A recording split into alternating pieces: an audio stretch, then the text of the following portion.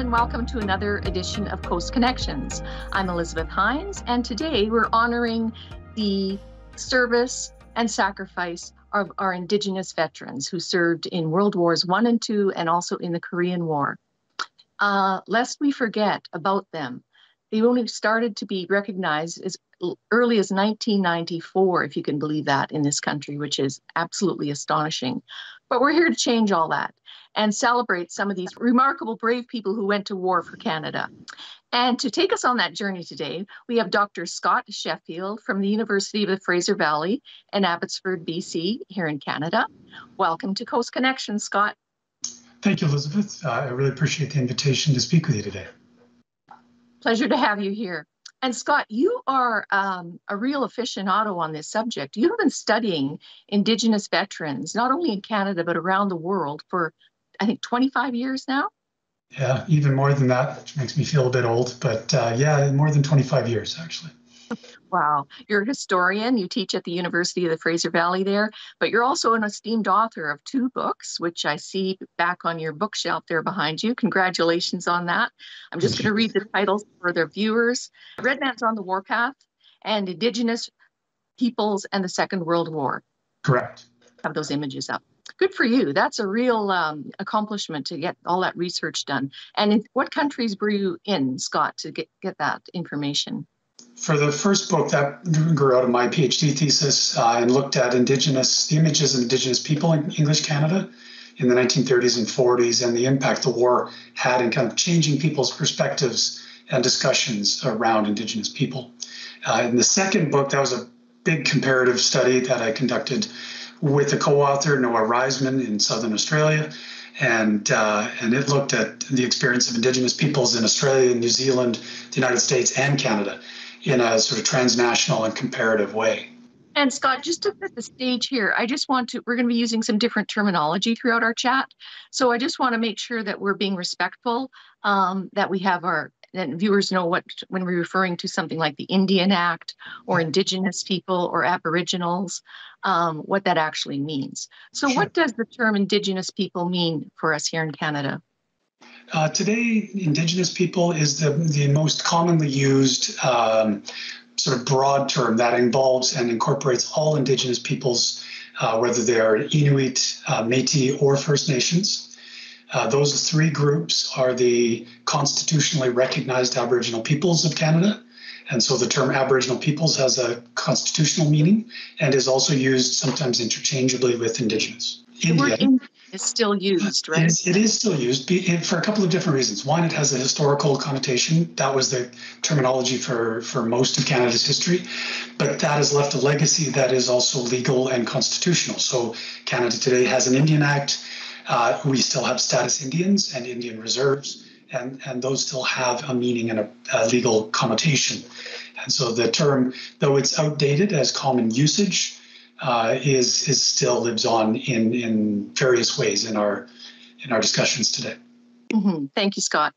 And as we're getting underway here, I too want to just recognize that I'm coming from the traditional territory of the Sinémouch people here in Nanaimo, and it's a privilege to live and work on their unceded territory here on the Vancouver Island.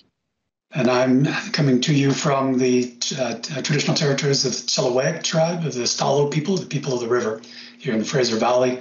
And I remain honored to be able to live and work in this beautiful place. Thank you, Scott. Now, let's just head back to 1939 for the purposes of this discussion. We're going to cover the period 1939 to 1945, the Second World War. So take us back there, Scott. Canada's population was 11 million people at the time. Correct. And about, I think, 10% of the population had enlisted or been conscripted by the end of the war. Yep. How many Indigenous peoples were there in Canada in 1939, and how many actually served? The exact number is a little difficult to pin down. We have good numbers for the status Indian population or First Nations because they were census data kept by the Department of Indian Affairs, but there was no comparable Department of Métis Affairs, and even the numbers for Inuit were not kept quite as closely until after the Second World War. In terms of status Indians or First Nations, there were roughly 118,000 in 1939 when the war broke out, and that population had grown to about 125,000 by the end of the war. So also I want to add that November the 8th is Canada's National Day to recognize Indigenous veterans. And I'm wearing the pin today. That's the Indigenous Veterans poppy, which is a lovely symbol. The three feathers on it, it's a dream catcher. The three feathers represent the Métis, the Inuit, and the First Nations veterans that served. And both men and women served, didn't they, Scott? They did, yeah.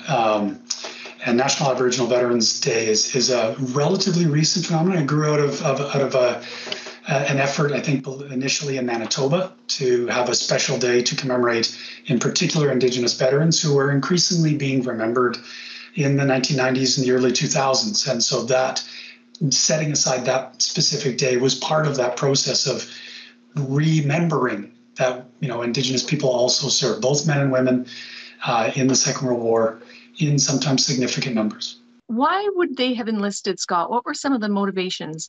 And also, were they conscripted or did they volunteer to sign up? Maybe we'll ask that question first.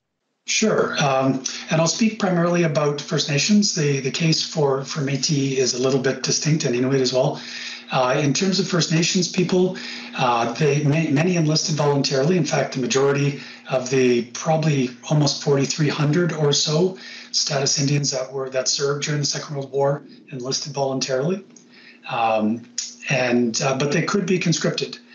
Starting from the summer of 1940, Canada created a system of conscription for home defense only, and it remained home defense only until the fall of 1944, when Canadian units that were then fighting in Italy and in Northwest Europe were progressively becoming under strength because of heavy casualties and not enough volunteers to sustain them. And at that point, the Canadian government made the decision to send 16,000 of its conscripts overseas to serve in the battlefield. Only a couple thousand of them did so, in fact, by the end. And so the vast majority of Indigenous people who served did so as volunteers. Mm-hmm. And the reasons for doing so are really quite diverse. It's hard you can't pinpoint just one cause. Many would have had reasons like other Canadian young men and women to volunteer. We're coming out of the Depression, the opportunity for 3 square meals a day, a steady paycheck, the ability to send money home to help family. That was very desirable. For many people, there was a sense of adventure. When you're 18, 19, 20 years old and you feel bulletproof, war can be an adventure, a chance to see the world. And that was certainly the case for young Indigenous men, as it was for other young Canadians. There was also patriotism. Now, patriotism for First Nations might not have looked exactly the same as it did for other young Canadian men, but certainly this was a motivator. For many First Nations people, they believed in the war, that the cause was just, that the fight against fascism and totalitarianism was one that had to be fought. And so they went not only to serve their country or in defense of the crown, but also to defend their own nations, their own peoples, their own territories as well. Mm-hmm. And then I wanted to add, for some communities, there were also distinct reasons for Indigenous youth to volunteer that maybe were different from non-Indigenous youth. Mm-hmm. Some of those had to do with treaties, for communities that had signed treaties with the Crown. Some people saw themselves fulfilling their side of that sacred covenant with the Crown by enlisting to serve in defense of the British Crown and of Canada.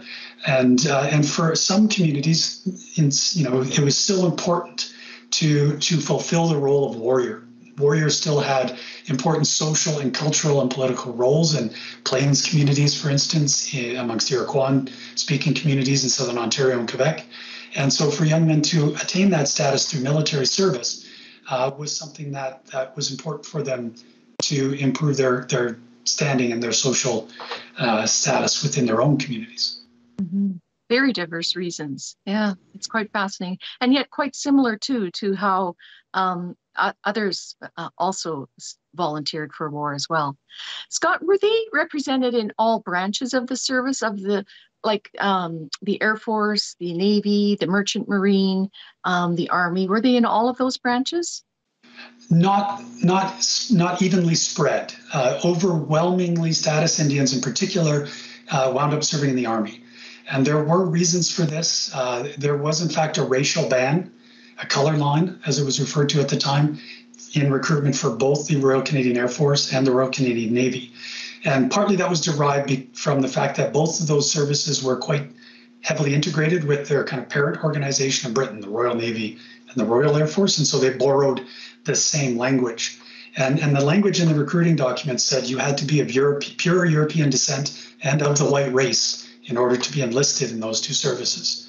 Now, the Air Force seems to have honorarily included Indigenous people as members of the white race from 1939, but that was not the case in the Navy. Both forces, though, did drop the color line, at least officially, in the fall of 42 through to the spring of 43. In part because it didn't fit with the reasons why Canada was fighting. We were fighting against state-sponsored racism and fascism, and so that we couldn't have that embodied in our own military service. So of the 4,000 plus First Nations who served, probably well over 90% would have served in the Army. Some also served in the Fishermen's Reserve along the Pacific coast, serving in fishing vessels to help patrol British Columbia's complex coastline against potential of Japanese submarines or raiders sneaking along the coast. Let's talk a little bit more about that breadth of participation, because it wasn't just on the battlefront, it was also on the home front, wasn't it, Scott? There was all kinds of activities going on the home front to support the war effort. There was. On the home front, actually, many Indigenous communities really kind of threw themselves into the war effort in a big way. When we talk about Indigenous participation in the war, it wasn't just a story of young, bulletproof young men going off in search of adventure. It was the Indigenous engagement in the war was much broader than that. And so you see this in fundraising. There's a lot of voluntary giving. Communities were donating money from band funds, holding fundraising events to buy ambulances for the Red Cross. They were buying victory bonds in massive numbers, so much, in fact, that eventually Indian Affairs actually said that it was no longer possible for bands to use their band funds, which were held by the Crown in trust for the community, to buy these things. And so the vast majority of Indigenous purchase of these things, of war savings certificates, of victory bonds, was done outside of that in the hundreds and hundreds of thousands of dollars during the war effort. It was quite a remarkable contribution. And it spoke, I think, to that wider sense of Indigenous patriotism during the war. And so you see all portions of the community. Kids were involved in scrap metal drives, that sort of thing, in some of the Blackfoot communities in the Southern Prairies. The elders pointed out areas that had previously been buffalo jumps, and the community would come out and dig up old buffalo bones, because bones also were collected and processed to provide needed materials for the war effort. So it really is very much a widespread effort, and Indigenous peoples themselves increased production on reserve agricultural lands and moved many of them into cities to take up work in wartime industries as well. That's amazing. And in your research, there was I think it was the Pagan Nation in Alberta, actually held a sun dance, which was actually illegal at the time. So yeah, that was an interesting account, both along with the potlatch, which is more known for the legal ban on that in the early part of the 20th century. Sun dance and thirst dances, which were important cultural activities for Plains peoples, had been banned as well for many decades. And yet some of the First Nations in the Plains were able to host these events under the guise of it as a patriotic thing, to pray for victory, to encourage the public to come out and to raise funds as well. And because it was, for the wartime cause, even though it was technically illegal to host these activities, Indian Affairs branch officials were, I think, hesitant to step in and try and shut it down. And so they were able to both conduct their banned cultural activities and make a public statement about their contribution and support of the wartime effort. I love that. I love that subversive behavior. Yeah. Right on. And a lot of that money that they raised, some of it went to the London Orphans Fund over in the UK as well. And as you mentioned earlier, the Red Cross. So they were spreading this effort out in a very far, region. It was. Yeah, a lot of it was to humanitarian causes for London orphans. Mi'kmaq people in Nova Scotia gave money to Scottish Orphans Fund. There was also a variety of efforts that were not so much for humanitarian, but more patriotic causes. So, for instance, to raise money to buy weapons, Bren guns. There was even a Spitfire funds, and the Squamish in BC set up an Indian Spitfire fund, and they were trying to raise enough money to buy a Spitfire fighter for the defense of Britain. This was during the Battle of Britain in the early stages of the war. And so Indigenous peoples all over British Columbia and beyond, in fact, held fundraisers to contribute to that Indigenous specific patriotic fundraising effort. Fantastic. Absolutely fantastic. And what I was surprised to learn too, Scott, is that once the Japanese Canadians were rounded up as enemy aliens and their fishing fleets were taken away, that some of the Aboriginal or Indigenous people were using those vessels to help with the Pacific Fleet work that we were doing. Is that correct? That's correct, yeah. In fact, the removal of the Japanese and Japanese Canadian population from the Pacific Salmon Fleet was potentially a really serious blow to that. The men provided a significant number of the fishing vessels that were part of the fleet. And in the canning operations, Japanese women were very much a big part of that labor force. And so removing them in the wake of the Japanese entry into the war in late 1941 would leave a major deficit. And into that hole, that vacuum that was created, Indigenous women moved into canneries and took up those positions. And many Indigenous men served in the Pacific Salmon Fleet, which also was ramping up production during the war because there was such a huge need to feed not only Canadians, but also our military forces, and to try and send protein to help feed Britain, which also was struggling, on the home front during the war. And Pacific salmon were an important part of meeting those needs. Absolutely. And as we mentioned, it wasn't just men that served, it was also women. We have a lovely picture here from the Archives Canada of Mary Grey Eyes being blessed by her chief before she went to volunteer for the Women's Army Service Corps. Yes. So it's a beautiful picture from the archives.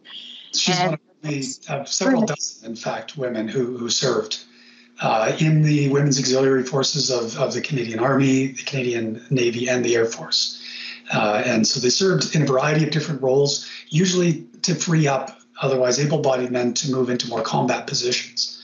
And so they worked both in Canada and overseas in a variety of roles that were really quite important. Mm-hmm. And Scott, I just had an image. That particular image is very evocative, but it's a bit manufactured. It was taken by a press reporter, I believe from the Regina Leader-Post newspaper. He done a story on Mary Grey Eyes as she was heading off to after she'd enlisted, and he wanted a picture, that looked like the kind of image of Indigenous people that Canadian society had, which this very much captured.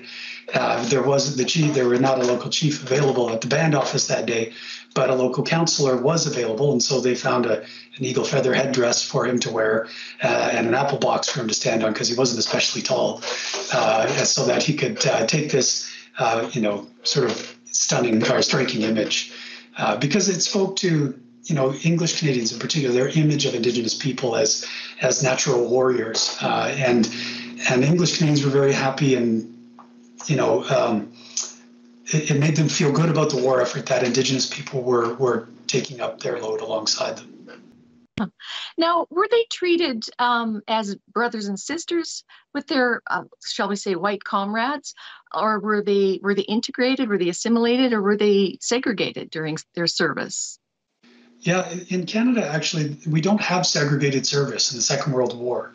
There was some efforts at creating segregated battalions of Indigenous service personnel in the First World War, but the experiments didn't last that long, and only one of those battalions saw action on the Western Front.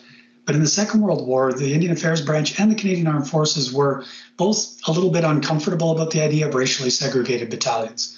And so Indigenous people were integrated in as individuals in this huge, mixed, multi-ethnic entity that was the Canadian Armed Forces. And so they served alongside many non-Indigenous people. And it was, in part because of that, quite an acculturating experience. They had to adapt themselves to fit into the norms that were expected of a soldier or an airman or a sailor. And so that could be a challenging process.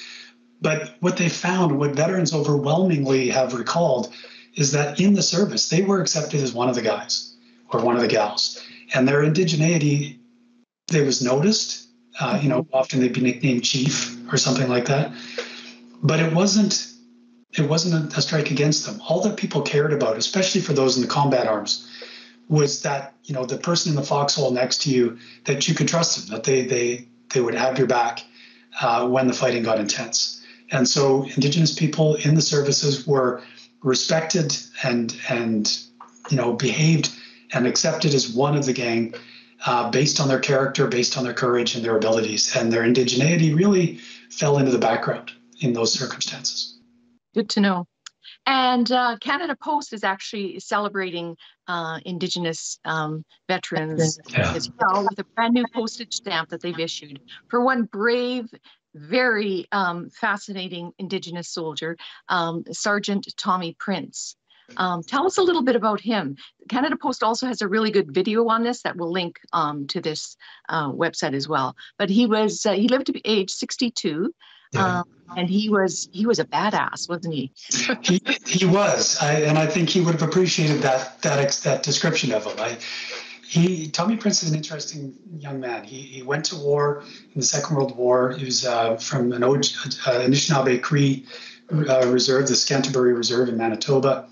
He enlisted and then eventually volunteered for what became known as the First Special Service Force, which was a quite unique joint Canadian-American special forces unit that trained in mountain warfare, in paratroop deployments, and a variety of other things, and eventually did serve extensively in Italy and also in southern France.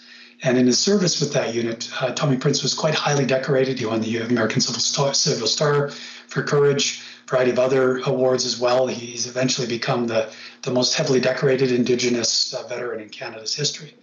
And he said that he joined kind of with a chip on his shoulder. He wanted to prove that an Indian was as good as any white man. And so he never let his compatriots forget that he was Indigenous. And he seemed determined to prove by his own actions in the battlefield that he was a badass. And he deserved respect for that. And so he certainly achieved remarkable things during the Second World War. He found life back home more of a struggle after he returned. It was a little disillusioning to return to a Canada in the late 1940s where racism was still really quite prevalent against Indigenous people.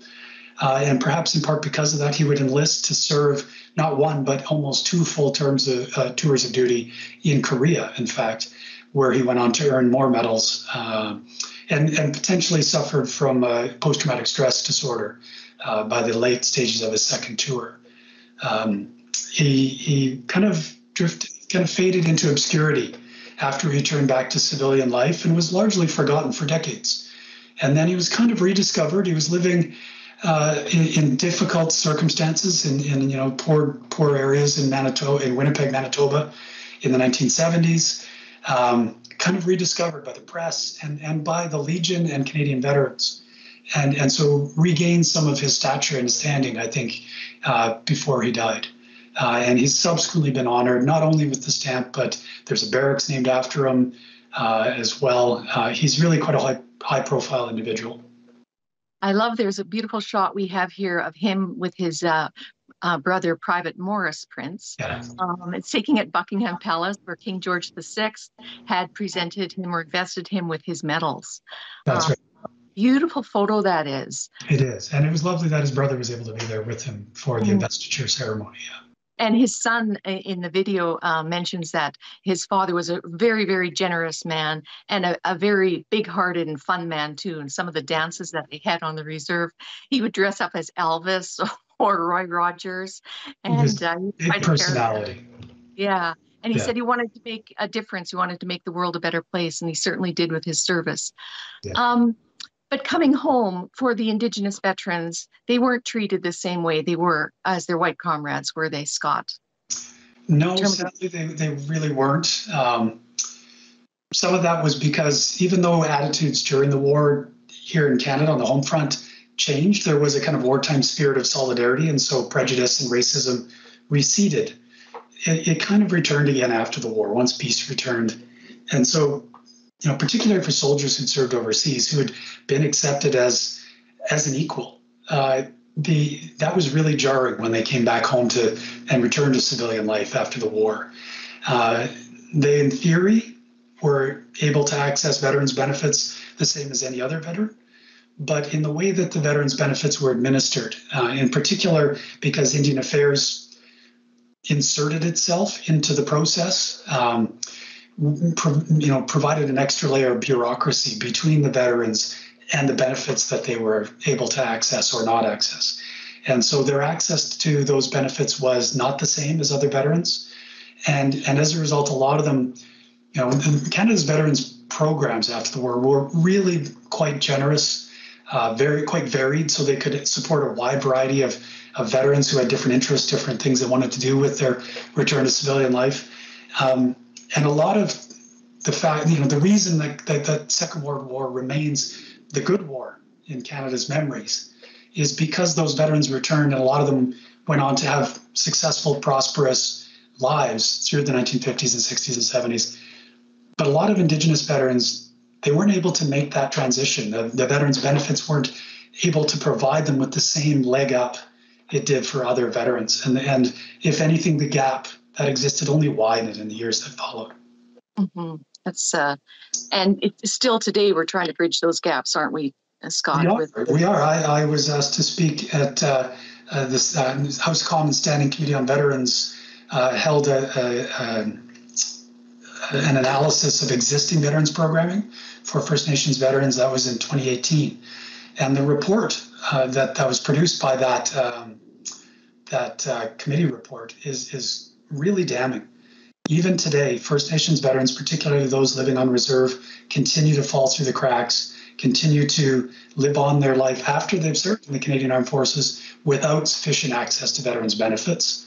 And so I'm hopeful that report will have generated better support and better coverage and perhaps some new programming to help make sure that those cracks are closed and those veterans see the support that they deserve.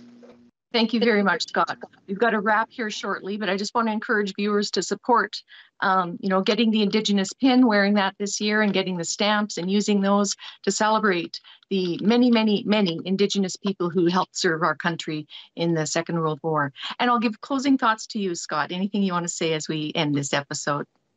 I'd just like to say, I think that for me, this is an important story. The stories of Indigenous veterans, it's really important to remember these. Canada's trying to walk through a process of reconciliation right now, and it's going to be a long journey. It's not really about the destination. It's a process. And a lot of that process is about unearthing some dark parts of our past and in the quite awful treatment that was meted out to Indigenous peoples, by the Canadian government through the educational systems, residential schooling, and a host of other programs.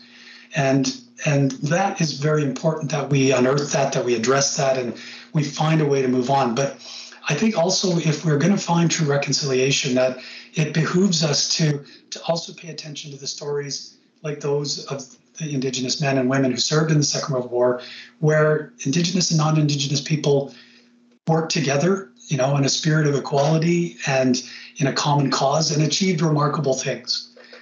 Those stories, I think, are also important to be part of that conversation. Mm-hmm. And thank you for contributing so much to the conversation with all your research, Scott.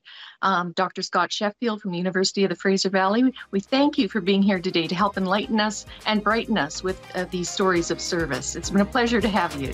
Thank you. It's been a pleasure to be here.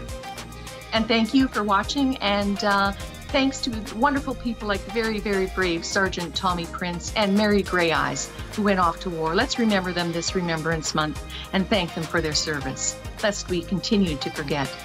Thanks for watching Coast Connections. We'll see you next time.